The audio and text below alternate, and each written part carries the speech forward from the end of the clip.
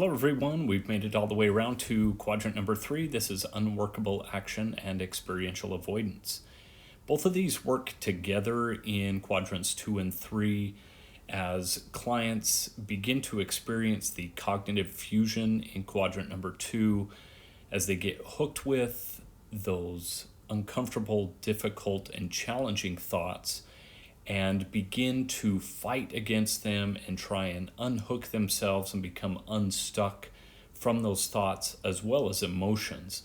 Quadrant number 3 then focuses on the process as they use experiential avoidance to attempt to become unhooked and unstuck, and then participate in unworkable actions to reduce or extinguish those feelings of pain, discomfort, sadness, whatever emotions that they are experiencing. The action that they begin to participate in is in an attempt to get rid of those feelings and thoughts and experience some sort of relief. Oftentimes, though, this relief is temporary, which then feeds back into quadrant number 2. So let's go through this process now. You're going to begin the activity by selecting one of the phrases in quadrant number 2. Here I've taken the example from the previous video. I'm worried what others will think. Let's use this example for this particular activity. You'll notice that the thought, I'm worried what others will think, can be helpful to connect also with the emotion they are feeling when they think that thought. So ask the client when they're having the thought, I'm worried what others will think, have them connect that to an emotion such as nervous, scared, or worried. You want to connect both the thought and the emotion together because it'll make more sense as we ask them how they work to extinguish or get rid of both the thought and the emotion.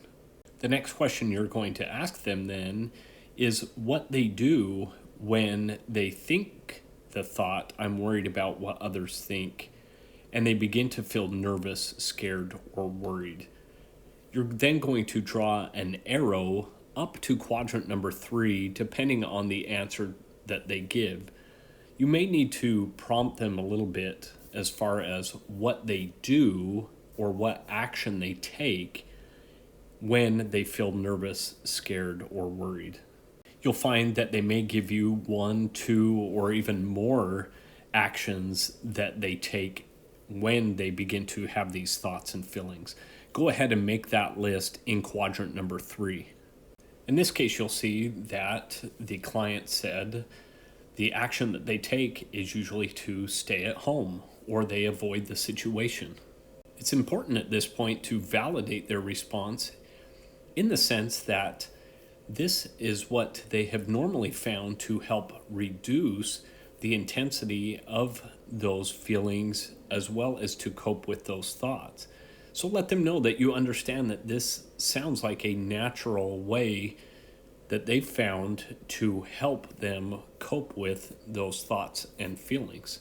In fact, going on to validate that staying at home or avoiding the situation probably does help them in the short term to feel a sense of relief or a sense of reducing the intensity of those thoughts and emotions.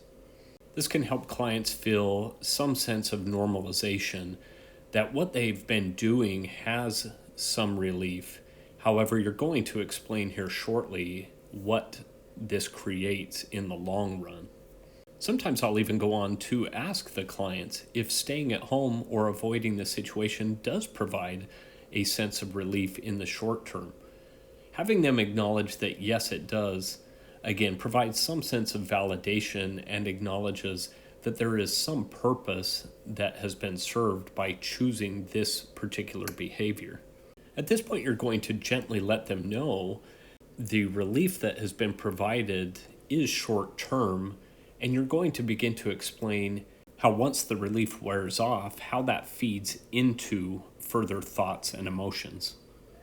For this activity, be sure to leave plenty of room in quadrant number 2 as you're going to need to do several iterations of this cycle of thoughts and emotions linking to behaviors then once again linking back down to further thoughts and emotions. So for this example, you're going to ask them, once they've stayed at home, what are some of the thoughts or emotions that begin to come in their mind after that relief has worn off? Or once they've avoided the situation and they've been at home for quite some time, what do they begin to think about themselves or the situation they're in? As you can see here, I put what would be a common response by a client, such as, I'll never be able to go out like normal people do, which in asking them, what does that thought cause you to feel? They may identify such terms as sad, lonely, discouraged, even depressed or down. Once they've identified that new thought and the subsequent emotions, you're going to draw another arrow that leads back up to quadrant 3, and you're going to ask them, once they've been feeling sad, lonely, and discouraged because of that new thought, now what do they do to try and get rid of those difficult and challenging emotions and feelings and thoughts? As you can see here, some individuals will then say that they end up laying in bed or watching movies on their phone. You'll then want to ask them such questions as, do these activities end up providing some temporary relief to that new thoughts and emotions? In many cases, again, they will say something to the effect that yes, it does provide a sense of relief or comfort to them in the short term. If you would like, you can do one more arrow going down, indicating that after they've laid in bed for a while or watched movies on their phone for a while, what do they begin to think about themselves or feel about themselves at that point? Which, as you can see, may lead down to another thought, even deeper, such as, I'm worthless and my life is going nowhere.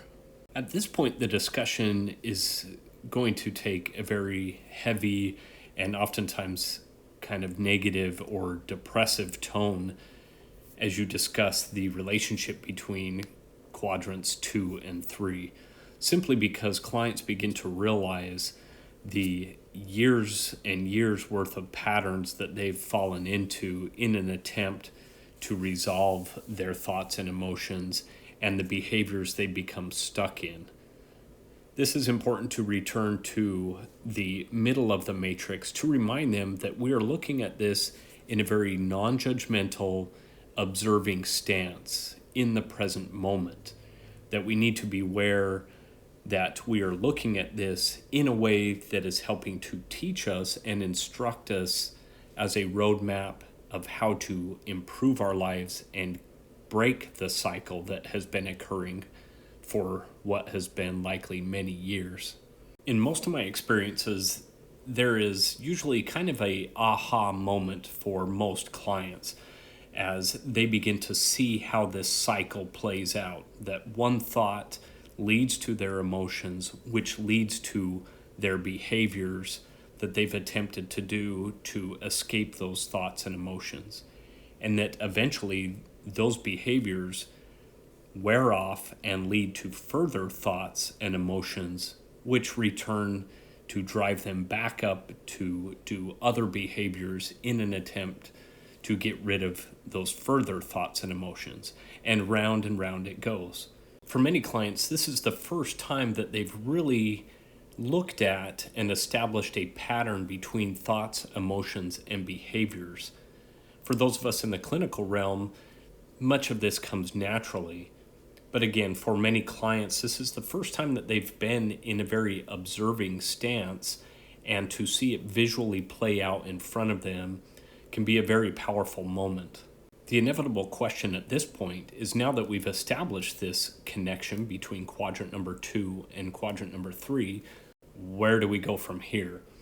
This is where we begin to tell the client that we're going to move back to the right side of the matrix and discuss quadrant number 4, and this is going to help us begin to establish a roadmap of how to break the cycle that they've found themselves in quadrants 2 and 3.